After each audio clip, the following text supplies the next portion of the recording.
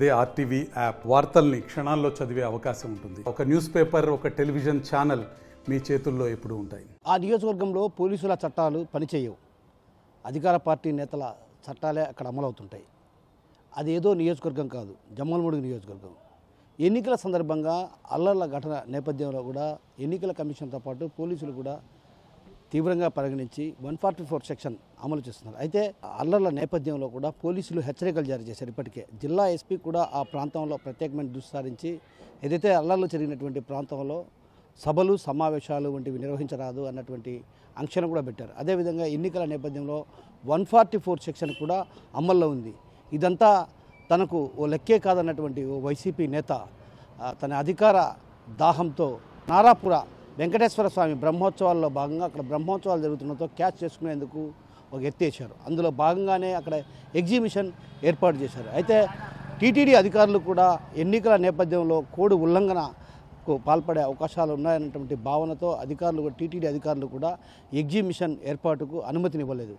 కానీ ఆ టీటీడీ స్థలంలో కాకుండా తన ప్రైవేట్ స్థలంలో ఎగ్జిబిషన్ ఏర్పాటు చేసేందుకు సన్నాహాలు చేస్తున్నారు. అయితే ఓవైపు పోలీసు అధికారులు అల్లర్ల నేపథ్యంలో జమ్మలమడుగు నియోజకవర్గంలో ఎలాంటి సభలు సమావేశాలు అదేవిధంగా నిర్వహించకూడదని కూడా హెచ్చరికలు జారీ చేశారు. అయితే ఆ నేత మాత్రం ఏకంగా ఎగ్జిబిషన్కు ఏర్పాటు సన్నాహాలు చేస్తున్నారు.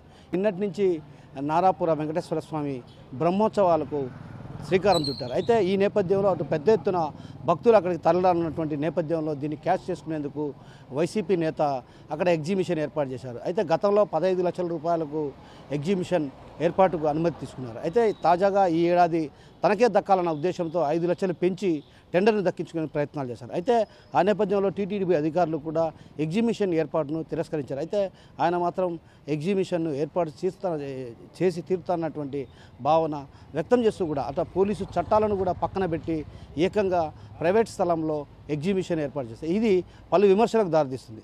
మరోవైపు పోలీసులు అటు పెద్ద ఎత్తున ఆంక్షలు విధించినప్పటికి కూడా ఏదైతే వైసీపీ నేత ఏర్పాటు చేసిన ఎగ్జిబిషన్కు పర్మిషన్ లేకపోయినా అక్కడ ఏర్పాటు చేయడాన్ని మాత్రం అడ్డుకోని పరిస్థితి. అంటే దీన్ని బట్టి చూస్తే పోలీసులు కూడా అక్కడటువంటి స్థానికంగా ఉన్నటువంటి పోలీసులు కూడా వైసీపీ నేతకు అండదండలు అందిస్తున్నటువంటి ఆరోపణలు కూడా బలంగా అనిపిస్తున్నాయి.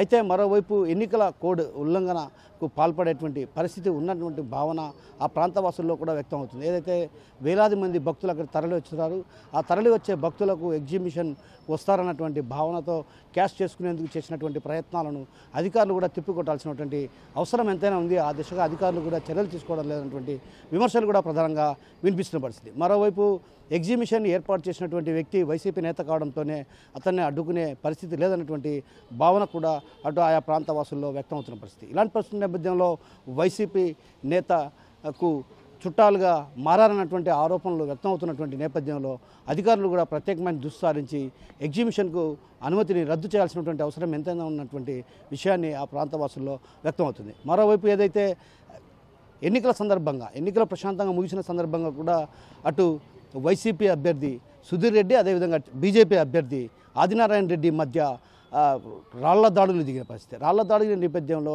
అక్కడ ఒక్కసారిగా కూడా భూపేష్ రెడ్డి కావచ్చు, అదేవిధంగా ఎంపీ అభ్యర్థి భూపేష్ రెడ్డి, బీజేపీ అభ్యర్థి ఆదినారాయణ రెడ్డితో పాటు ఎమ్మెల్యే సుధీర్ రెడ్డిలను గ్రామాల గృహ నిర్బంధం చేశారు. అదేవిధంగా కొందరిని ఊర్లు దాటించిన పరిస్థితి. ఇలాంటి పరిస్థితి నేపథ్యంలో అక్కడ ఎగ్జిబిషన్ ఏర్పాటు చేయడం పైన కూడా పలు విమర్శలు వ్యక్తం అవుతున్నాయి. కెమెరా పర్సన్ నాగేశ్వరరావుతో కిషోర్, ఆర్టీవీ, జమ్మలమడుగు నుంచి. మరిన్ని వీడియోస్ కోసం ఛానల్ ని సబ్స్క్రైబ్ చేయండి. లేటెస్ట్ అప్డేట్స్ కోసం వాట్సాప్ ఛానల్ ని ఫాలో చేయండి. అండ్ లింక్ డిస్క్రిప్షన్ లో ఉంది.